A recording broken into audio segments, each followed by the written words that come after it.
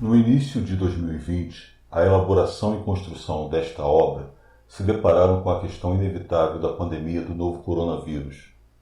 Meses depois, ainda não se sabe como a educação infantil e a questão da inclusão serão afetadas, no âmbito da praxis ou da prática. Para além das questões conceituais relativas ao assunto abordado, a estrutura e as técnicas usadas para a criação do audiovisual tiveram que se adaptar às limitações impostas pelo isolamento social. Mas em nenhum momento a realização do trabalho foi questionada. A importância do tema e a dedicação oferecida pelas professoras participantes focalizaram ainda mais o conteúdo. Elas generosamente gravaram seus discursos nos próprios smartphones. Então, a estética foi adaptada à nova realidade, assim como o roteiro, a identidade visual, o estilo e a composição. Por fim, a impossibilidade de dirigir ou regravar as cenas nos fez adotar técnicas novas e abandonar outras tradicionais, típicas na elaboração desse tipo de trabalho.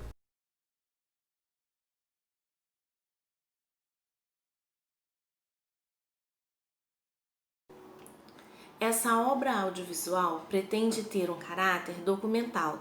Ela faz parte do produto final de mestrado em Diversidade e Inclusão do CMPDI, da Universidade Federal Fluminense.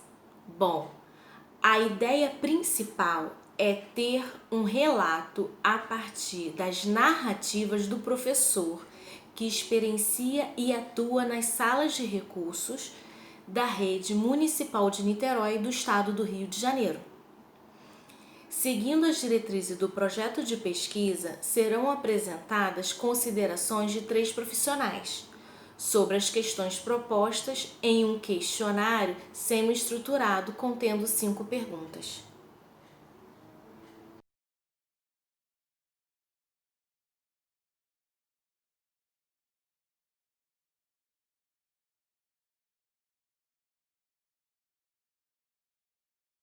Sou professora da Sala de Recursos do município de Niterói, no Rio de Janeiro, e estou trabalhando na Sala de Recursos da mesma escola desde 2015. Eu comecei na rede municipal do Rio e depois vim para Niterói. Comecei a trabalhar com educação especial, primeiramente nas classes especiais. Isso em 1996. E depois, posteriormente, fui para a sala de professora de apoio no município de Niterói e depois sala de recursos. Sou formada professora das séries iniciais em 99, depois em 2004 também galguei a formação de especialista em educação infantil com ênfase na educação especial, com normal superior. Fiz a pedagogia e depois uma especialização em educação especial com foco na deficiência visual pela Unirio. Depois disso, o professor nunca para de estudar, né?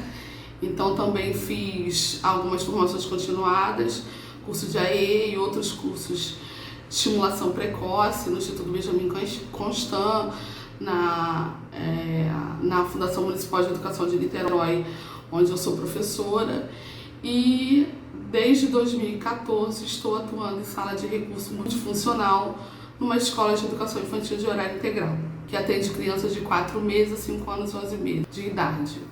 A motivação, né? Por que eu escolhi trabalhar com esse público? Sempre tive interesse em investigar as questões da educação especial, porque eu também sou público da educação especial, né? Apesar de não ter recebido o atendimento adequado na faixa etária que eu atendo. Eu ingressei na escola na educação infantil, mais precisamente na pré-escola, mas a minha deficiência não foi considerada. Então eu sofri muito, né, para conseguir me adequar e tive que vencer muitas barreiras para poder conseguir. Para deixar mais claro, né, qual é a minha questão. Eu sou encefalopata, né, tive uma paralisia cerebral durante o parto, pré-parto e pós-parto, né, e que fez algumas lesões cerebrais que culminaram numa hemiparesia. Uma hemiparesia leve e espástica, mas assim, nada que me impede de andar, nem nada disso.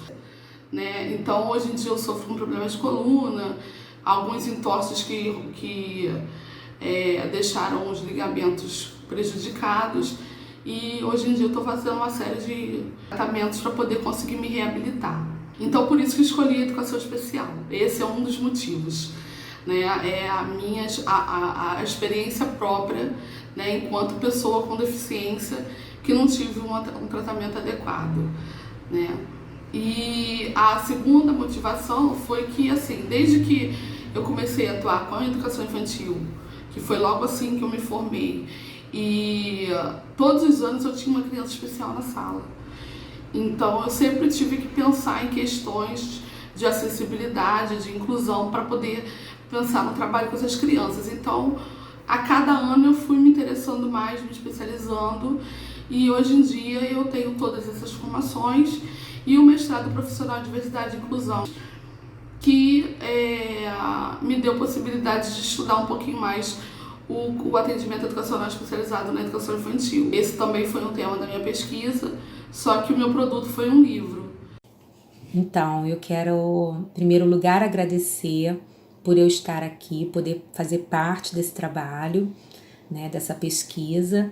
Agradecer a minha amiga Fabiane e espero poder contribuir com a minha fala, contribuir contando um pouco da minha trajetória profissional, né?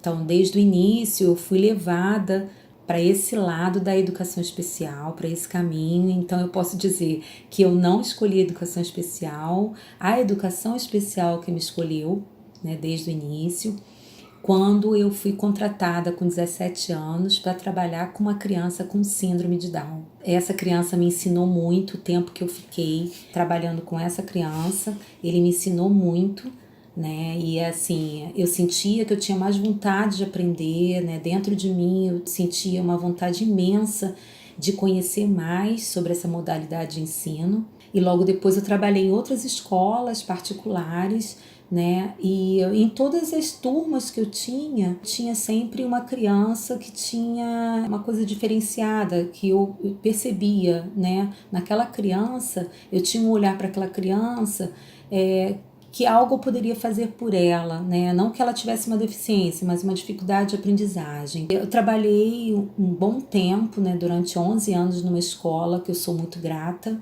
numa escola construtivista, onde eu aprendi muito sobre a diversidade. Era uma escola muito diferenciada, né? Uma escola que tinha atividades de vida prática muito interessante e é onde eu aprendi muito sobre arte. Então, a arte está dentro de mim graças a essa escola que me ensinou muito, e eu trago isso comigo e utilizo isso até hoje na sala de recursos. E concomitante, né, com essa escola, eu trabalhava já no estado, também numa escola de educação especial, diferente também, que antigamente ainda existia essa questão de ter as escolas especiais, né? Só que essa escola especial era de adultos, então eu fui pega de surpresa, assim, eu me deparei com várias deficiências, eu me deparei com diversos distúrbios, mas foi também onde eu aprendi demais. Eu fiquei um bom tempo, fiquei 9 anos, e logo assim fui para uma outra escola, onde eu fui convidada a montar uma sala de recursos, e é onde eu fiquei até me aposentar. E nessa escola, assim, também fui muito feliz, eu tive muitas aprendizagens com os meus alunos, né? E ao mesmo tempo eu fui para o município, né? Eu vim para o município de Niterói, onde eu estou até hoje trabalhando na sala de recursos, numa comunidade de Niterói, do município de Niterói.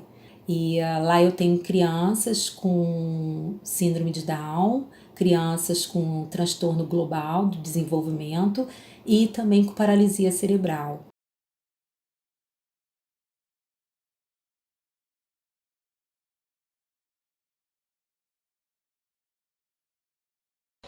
O AEE, ele visa potencialidades dos alunos. É um trabalho individualizado.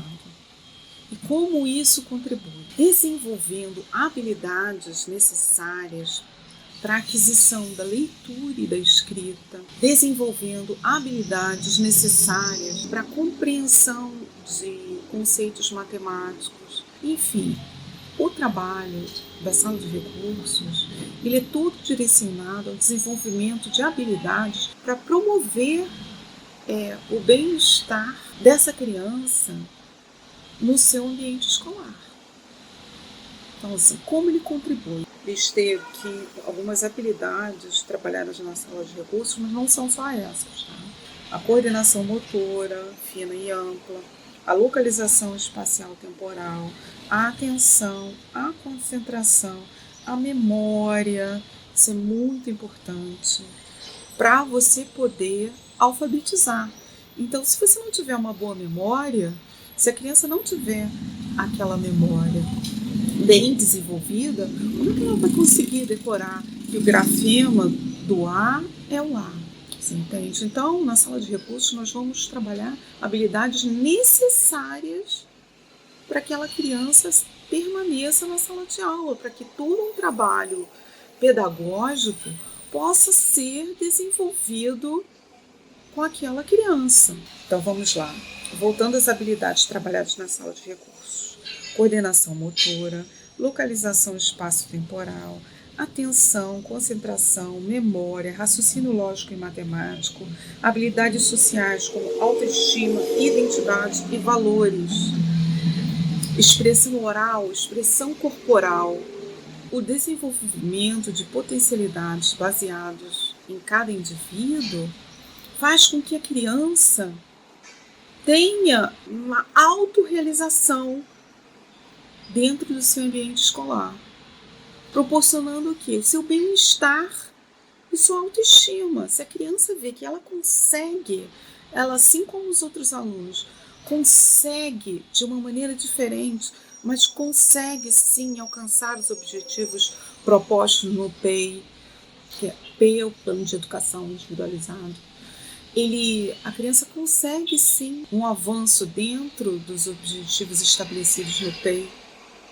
Então, o trabalho da sala de recursos, o desenvolvimento dessas habilidades é essencial para que aquela criança consiga se desenvolver dentro da escola, seja acompanhando o conteúdo da sala de aula promovido pelo professor da sala de aula do seu grupo, ou somente alcançando os objetivos do PEI. O maior benefício dele, por que ele contribui? Porque ele elimina barreiras, né? Ele efetivamente contribui para a organização de uma educação infantil verdadeiramente inclusiva, onde tem um serviço de educação especial que vai dar suporte à escola regular, né? Para poder estar incluindo essa criança em todas as atividades, todos os espaços e todos os fazeres da escola de educação infantil. Então, o atendimento educacional especializado, ele é de extrema importância para que a inclusão realmente aconteça, né? Sem ele, eu acho que a inclusão seria uma falácia. Como incluir uma criança com necessidades educacionais específicas se eu não tenho um serviço para dar conta dessas necessidades, né? A gente sabe que uma sala regular, um professor de sala regular com 10, 20, 30 alunos, ele não vai dar conta de todas as especificidades que pressupõem o pleno atendimento da pessoa com deficiência. Há uma série de ferramentas e ações que precisam de um suporte. E quem é que vai dar esse suporte na escola? É o serviço da educação especial. E temos que defender esse serviço, temos que defender a criação nas escolas que não têm, nas redes que não têm, e temos que também defender aqueles que já existem, né? Porque é muito difícil manter esse serviço atualmente, porque são ações individuais, de redes individuais, né? Então é complicado para muitas prefeituras manter esse serviço. Não há um financiamento específico, aí a gente vai entrar um pouco em política pública para poder falar. Então, para resumir, ele contribui na medida que colabora com os serviços complementares à educação regular, por meio de ferramentas da educação especial, e ele colabora porque elimina barreiras para a permanência e a educação da criança nessa faixa etária. Eu acho que o AE é importantíssimo nesse processo da inclusão da pessoa com deficiência. E, aliás, eu acho que essa pessoa ela precisa entrar desde cedo na escola, né, para que esse processo seja o mais rápido possível. E como ela tem esse direito de frequentar a escola, né, ela precisa ter esse suporte. Então, o AE é quem vai dar o suporte com ações pedagógicas necessárias, né, para essa criança se desenvolver e ela ter o direito e acesso a essa aprendizagem, né? E como a gente não está falando num caráter clínico, a gente está falando num caráter pedagógico, interessa o quê? Interessa para a gente saber quem é essa criança, né? Porque ela é um ser único, como ela pensa, né? Eu acho que a gente tem que ter esse olhar, esse cuidado, né? E como o AE ele tem um caráter complementar ou suplementar, né? Ele não pode ser confundido com o ensino comum. E também ele não pode ser classificado como uma aula de reforço. Isso não deve acontecer. Então, assim, eu vejo que muitas vezes eu vejo que a inclusão ela é ainda um pouco complicada, porque apesar da gente ter avançado muito nesse entendimento das diferenças, né, eu vejo que ainda é um pouco complicado, porque muitos profissionais eles se apegam muito nessa questão do cognitivo. E se nós pensarmos, ficarmos presos do ponto de vista cognitivo, eu acho que a gente pouco vai avançar. O AE vai perder um pouco, né, do seu significado. Né? Agora, se a gente pensar na inclusão num caráter social e afetivo, eu acho que a gente vai ter ganhos muito maiores, né? Se a gente puder compreender isso, né? Que mesmo que a criança aparentemente não esteja acompanhando aquele grupo cognitivamente, ela com certeza ela vai estar ganhando muito do ponto de vista social e emocional. Então, assim, eu acho que o professor do AE, ele também tem essa função de valorizar, né, de garantir a inclusão no sentido de valorizar o que aquela pessoa tem, né, de melhor e de levar as possibilidades para os outros professores a acreditarem também naquela criança. Eu acho que a gente precisa saber que o atendimento educacional especializado, ele é tão importante no sentido de fazer com que aquele sujeito ele se sinta acolhido, ele se sinta seguro na escola, que ele possa participar dos projetos junto com as outras crianças, que ele possa participar de todos os eventos que acontecem na escola e das atividades, logicamente, com adaptações necessárias para ele, que são traçadas pelo professor do AE, em concordância com os outros professores que estão envolvidos com aquela criança. E assim, eu penso que o AE, para mim, né, é como uma escultura a ser modelada, né? É uma escultura a ser modelada aos poucos, que mesmo que ela tome para um lado ou que ela tome para o outro, sempre há uma possibilidade de remodelar e de construir novamente, né? E mesmo que algo não saia perfeito, não tem problema, porque aquilo pode ser reconstruído, aquilo pode ser reavaliado, né? E a gente pode fazer outra construção de uma outra maneira. Se a gente for se ligar muito nas dificuldades, né, naquilo que falta, eu acho que a gente vai fazer muito pouco pelaquela criança. Mas se a gente parar e pensar nas suas potencialidades, né, e acreditar que é possível a aprendizagem daquela criança, que todos estão envolvidos e que todos podem, num esforço comum, né, numa força-tarefa, eu acho que a gente vai ter muitos ganhos. E eu acho que é aí que acontece a verdadeira inclusão, quando o trabalho do AE ele está em conjunto, em concordância, né, alinhado, né, à sala comum, né? Então, assim, para mim, essa é a verdadeira inclusão.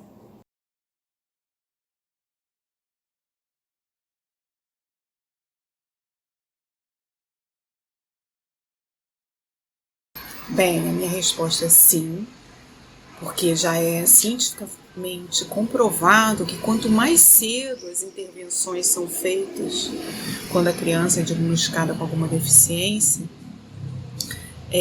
melhores são os resultados.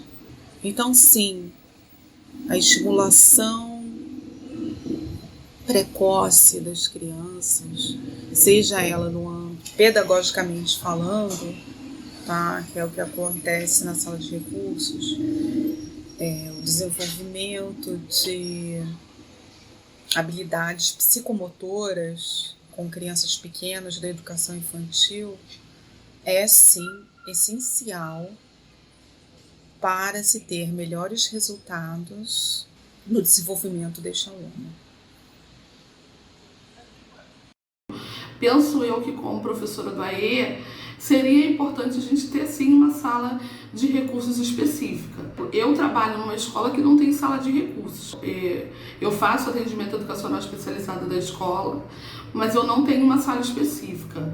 E aí, quando eu preciso atender individualmente o aluno, eu organizo o horário das salas de jogos, porque na escola tem uma sala de jogos chamada sala de multimeios. E aí eu organizo o horário desse espaço para poder conseguir uma brecha em alguns dias da semana para poder dar conta do atendimento individualizado de crianças que precisam de uma estimulação precoce mais direta. Então, não existe essa sala oficialmente, né?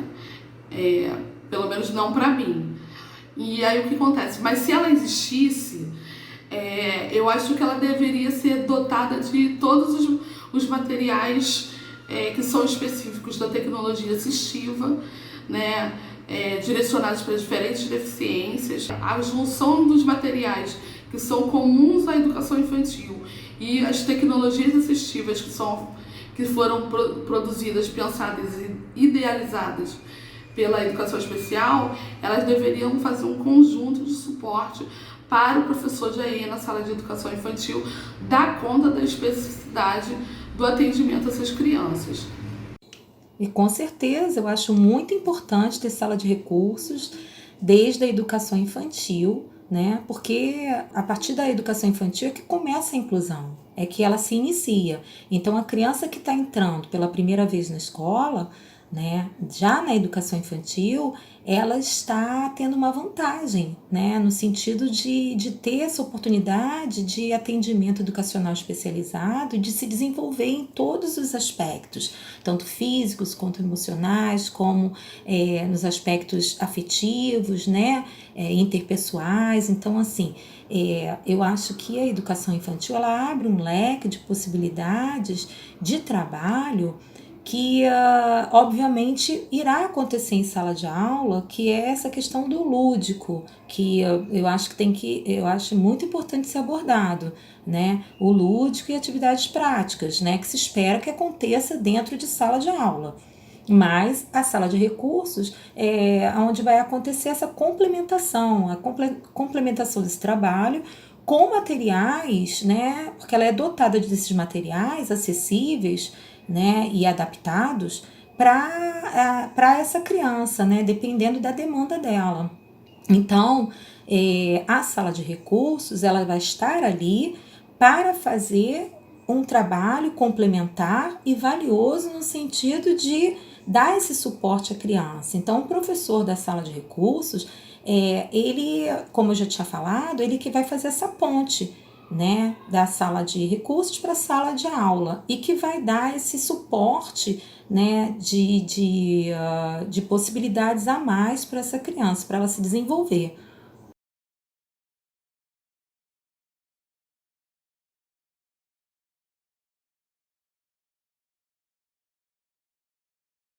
A estimulação precoce, todo o trabalho multiprofissional, multidisciplinar, ele é essencial para potencializar, né, esse desenvolvimento infantil. Então, quanto mais cedo ele ocorrer, melhor serão os resultados. Isso é cientificamente comprovado, existem pesquisas sobre o tema. Todas que eu li sobre o assunto chegam a essa conclusão. Assim, eu sinto a importância também dos profissionais da estimulação precoce. A equipe multidisciplinar também é muito importante.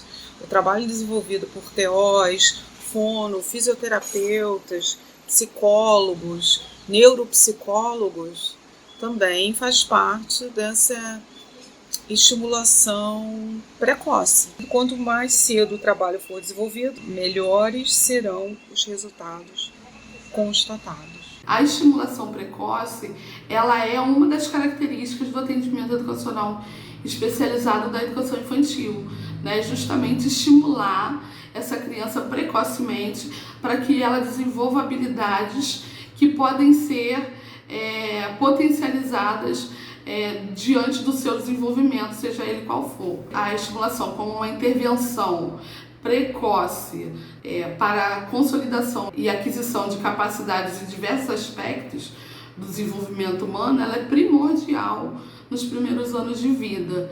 A gente vai ver que muitos estudos sobre o desenvolvimento humano, tanto de décadas atrás quanto os atuais, eles vão dizer que é nos primeiros anos de vida que a gente consegue potencializar muito das habilidades que o indivíduo pode apresentar ao longo da sua vida. Então, ela é de extrema importância. Além de contribuir para o desenvolvimento desse educando, a estimulação precoce ela vai mitigar, né, sequelas do desenvolvimento neuropsicomotor decorrente das diferentes deficiências. Então, quanto mais estimulação nós fizermos, melhor é. E como é que é feita essa estimulação? Na educação infantil, ela é feita por meio da brincadeira, né? Por meio de estimulação lúdica, diante do seu potencial desenvolvimento, sempre por meio da brincadeira, por meio do lúdico, né? Do prazer, da alegria, né? Estimulando esse cérebro, né? A gente vai ver que a neurociência ela vai também justificar muito a necessidade de uma estimulação precoce, essencial, né? Hoje em dia tem vários nomes para a questão da estimulação que vão contribuir para a mitigação de sequelas e potenciais de desenvolvimento neuropsicomotor. Então, é isso. A estimulação precoce, ela é com foco. A estimulação precoce do atendimento educacional especializado na educação infantil, ela é realizada por meio da brincadeira, da interação, né, da troca, né, e da estimulação professor-aluno em vista do ganho de competências que vão favorecer o seu desenvolvimento na sala de aula regular. A gente não vai repetir o que acontece na sala de aula, né? Na verdade, a gente vai estimular áreas para que na sala de aula ele consiga dar respostas positivas com a interação dos professores. Então, hoje a gente já sabe que do ponto de vista da plasticidade cerebral, isso acontece, né? Quando a gente estuda a plasticidade cerebral, a gente sabe que a criança, quanto mais cedo ela for estimulada, né? Quanto mais precoce, maior a possibilidade dela se desenvolver, do cérebro se desenvolver, não só para as crianças com necessidades, mas também para todas as outras, que precisam ser estimuladas precocemente. Eu acredito que, por exemplo, uma criança que tenha uma interferência nessa questão do sentar, né, na postura corporal, de manter a cabeça, né, e que tenha um atraso motor muito acentuado, ela precise de um estímulo, no sentido de não que ela vá chegar a andar um dia, ela pode até nem chegar a andar, mas que pelo menos ela sendo estimulada, ela vai ter um ganho com relação a essa questão do sentar, do segurar, né? Nessa questão motora fina também, ela vai ser trabalhada dessa forma, né? Então ela vai ter ganhos nesse sentido, né? Arremessar, segurar, apalpar, né? Essa questão toda, ela pode ser trabalhada precocemente, né? Então eu acredito que essa intervenção precoce ela é boa em todos os sentidos.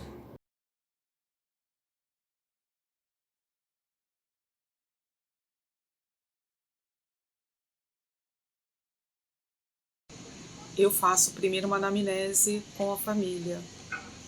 Depois eu parto para conhecer, para as avaliações com o aluno, para conhecer aquele indivíduo único, com todas as suas características. É essencial para você saber o trabalho que você vai propor, o conhecimento da pessoa que é alvo deste trabalho.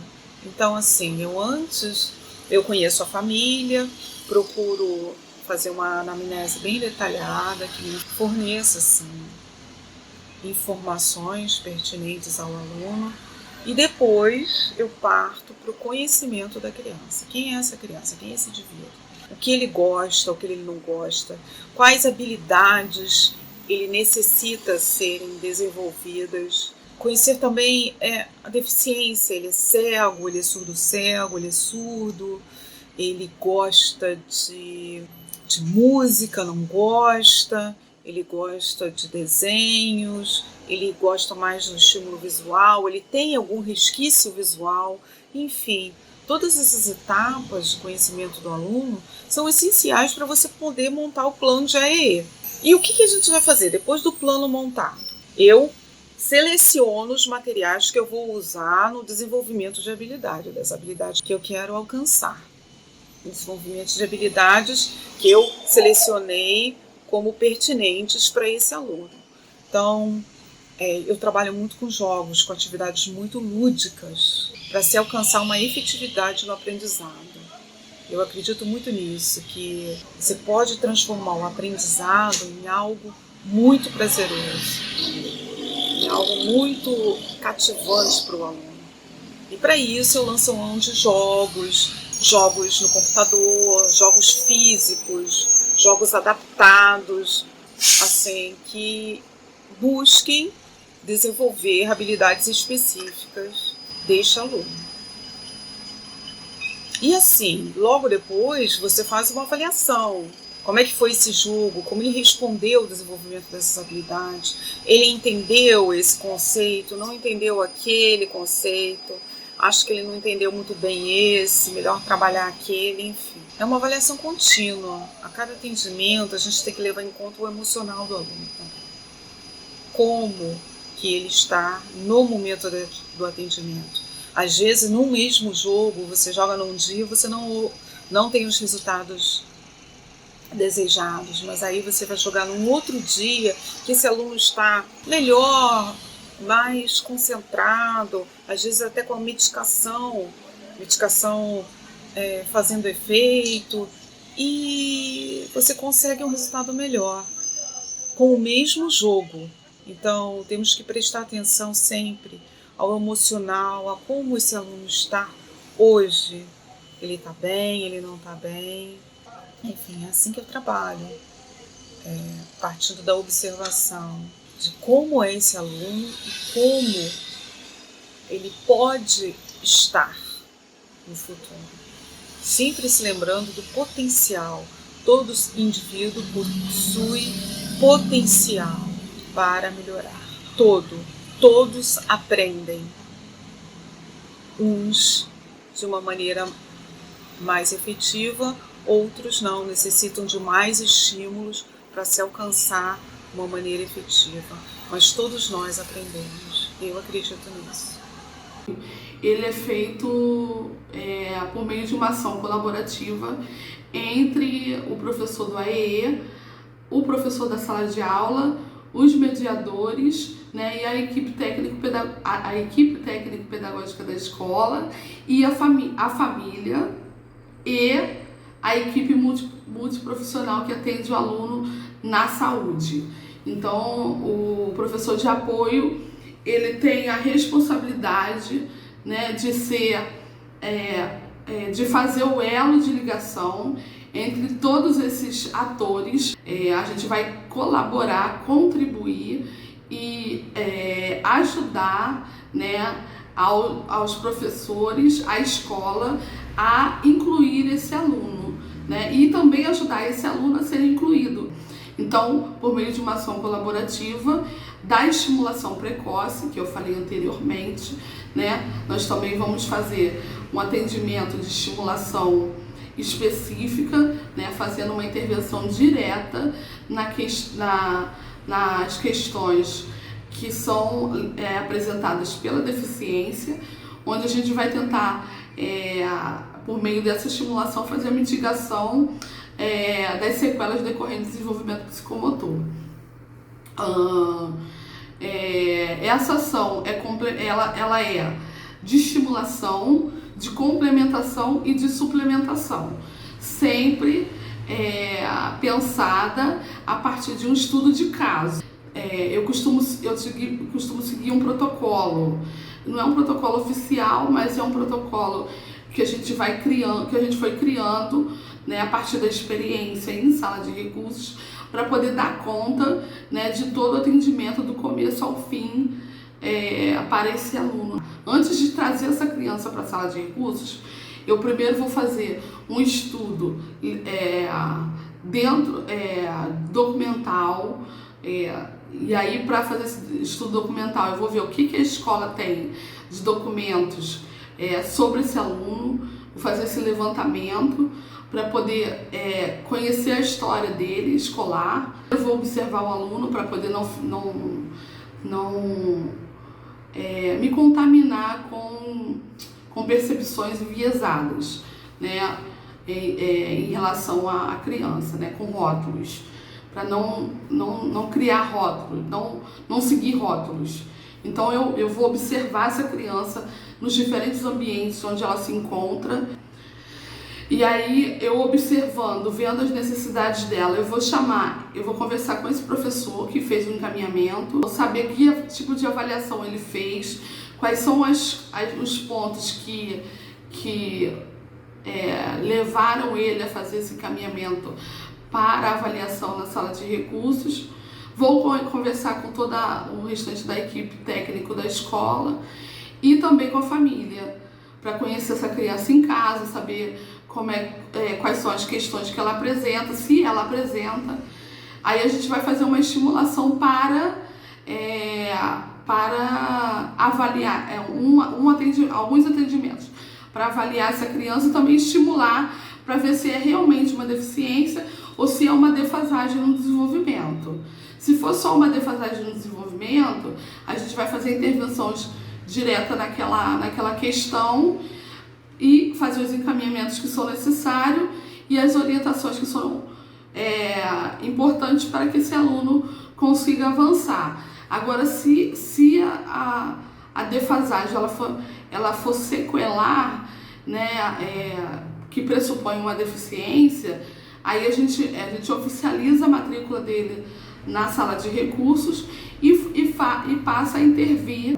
Quando o aluno já chega com um diagnóstico na educação infantil, que isso é muito raro, nós até fazemos estudo de caso, mas como ele já tem todo um diagnóstico, já um caminho percorrido para a identificação dessa deficiência, o estudo de caso ele vai priorizar mesmo só o estudo das necessidades, das competências que ele tem para poder continuar trabalhando e contribuindo para que ele se desenvolva cada vez mais. Para além de todo o estudo de caso, que vai culminar no plano de AE para atendimento específico, depois de um planejamento educacional especializado, que é a organização do currículo específico desse aluno para o segmento, né? A gente também vai fazer adequação e acessibilidade, adequação de currículo, adequação de acesso ao currículo,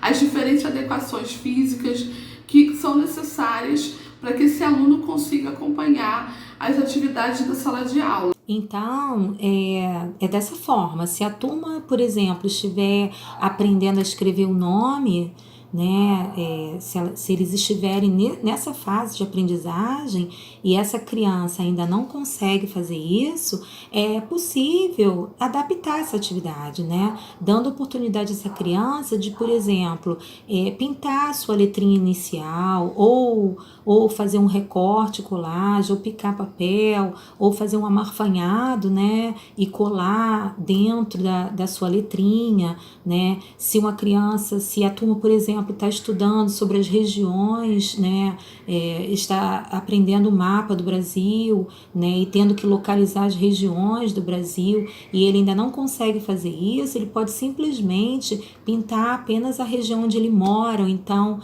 localizar aonde a avó mora, né?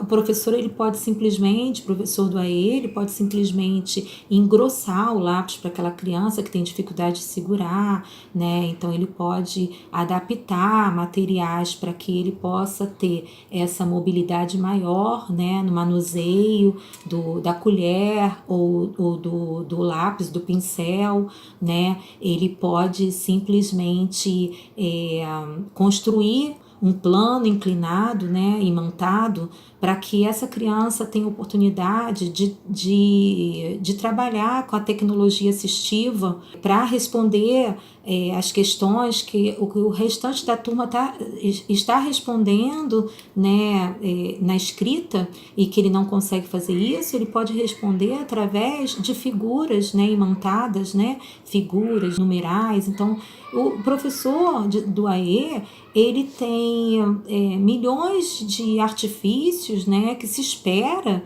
que ele tenha para suprir aquelas necessidades da criança. E a sala de recursos, ela é dotada desses materiais, né, materiais como computadores, como jogos, né, diferenciados, né, com materiais adaptados para atender essa criança e para que ela possa ter acesso ao conteúdo escolar, né, para que ela possa ter acesso à aprendizagem.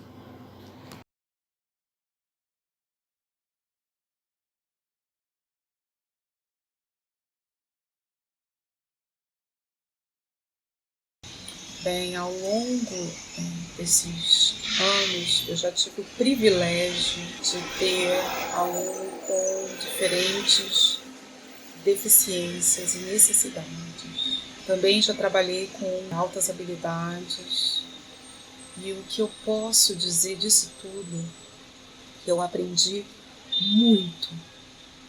Eu acho até que eu aprendi mais do que eu ensinei.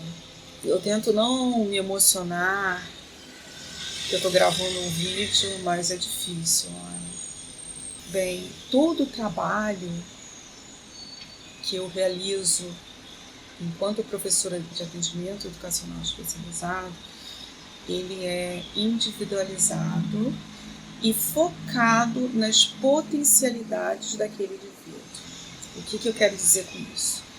Que independente do laudo que a criança tenha, ele é um indivíduo único, com gostos, com habilidades, com aptidões diferentes.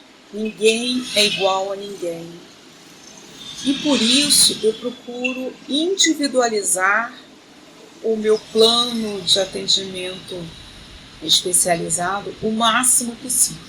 Ao longo desses anos, eu já tive o privilégio de trabalhar, como eu disse, com crianças surdo-cegas, com crianças cegas, surdas, deficientes intelectuais, autistas, deficiências físicas, crianças com somente deficiências físicas, com inúmeras peculiaridades. E posso afirmar, ninguém é igual a ninguém. Nenhum laudo define quem é o seu aluno. Cada trabalho que é desenvolvido na sala de recursos da escola que eu leciono é um trabalho diferente, pois ninguém é igual a ninguém. Então, eu personalizo as coisas. Além das adaptações que já são feitas, no caso das deficiências físicas, na cegueira, surdez, surdo-cegueira, deficiência intelectual. Além disso, eu personalizo os trabalhos. Se a criança gosta de determinado personagem e eu consigo que ela tenha uma maior atenção com esse personagem, eu vou investir nisso. Eu vou investir na personalização de um jogo. Um jogo que já existe, eu insiro personagens que atraiam mais a atenção desse aluno. Então, eu posso dizer, nenhum trabalho que eu desenvolvi com todos os alunos é igual. Todos eles, eu realizo um trabalho diferente. Até porque o desenvolvimento de habilidades ele é diferente de indivíduo. A aquisição de habilidades, digo, é diferente de uma pessoa para outra. Com alguns alunos, nós obtemos resultados mais rápidos dessa maneira. Com outros alunos, necessita-se investir mais em repetições. Eu preciso buscar outras formas de chamar a atenção desse aluno para o desenvolvimento dessa habilidade. Mas o foco do meu trabalho profissional é a individualização. Somos seres únicos e aprendemos de formas diferentes, independente do laudo que a criança possa ter, ela pode sim aprender. Eu invisto na personalização desse aprendizado. O uso da informática educacional, para mim também é muito importante, tem sido muito útil, porque o mundo tecnológico está aí, está batendo na porta, a educação à distância está batendo na porta. Eu invisto em tecnologia para os meus alunos, sim. Eu uso tablet, eu uso computador, eu lanço mão de adaptações físicas mesmo, por exemplo, dados sensoriais. Eu crio muitos jogos específicos para determinado aluno. Como é que eu faço isso? Eu pego um personagem que esse aluno gosta e insiro nesse jogo. Enfim, é um trabalho apaixonante. Eu posso dizer que eu sou uma pessoa feliz. Eu sou muito grata por poder desenvolver esse trabalho.